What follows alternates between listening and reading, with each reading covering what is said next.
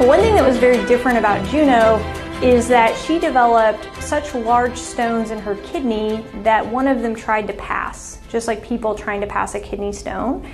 And in the process of doing that, it actually blocked her ureter on that side, that path from her kidney to her bladder, and caused her ureter to tear open and leak urine. And so it ended up being that she actually came in and had free urine in her abdomen, which is considered a surgical emergency.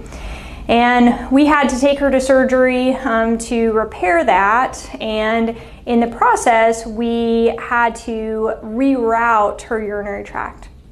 And so we placed a device called a subcutaneous ureteral bypass system, which is something that we use more frequently in cats. It's fairly rare to need to use that in a dog, but we had no choice because the ureter was no longer intact. They put the implant system in, had some issues with it, it had pulled out, so we put another one in. That one seemed to be working, but she kept developing these consistent UTIs.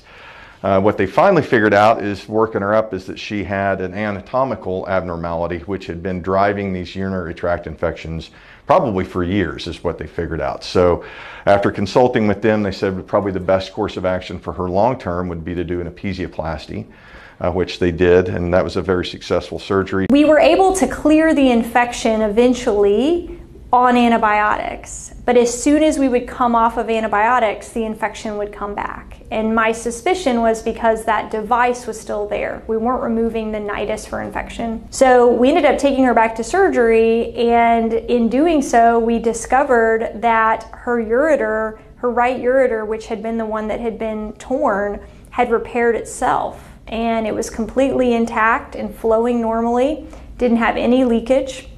And so we were able to remove her sub device, get rid of that nidus for infection, and her ureter now is working normally, and she has no devices in her, and all of her stones, have either been removed or dissolved, which is all fantastic news. And that was her fourth and final surgery, and she's been recovering since, and brilliantly, coming in for checks every couple of months. Labs have been great, ultrasounds have been great, and she's just really thriving. The care is incredible. You're going to get access to specialists and technologies that you're just not going to be able to have into your family vet, which is understandable. That's why we have a teaching university here. And it's, I just want people to know that we have an amazing resource here at Oklahoma State Bourne Vet Hospital, and they do an incredible job for us. And what you all have done for our family has been amazing.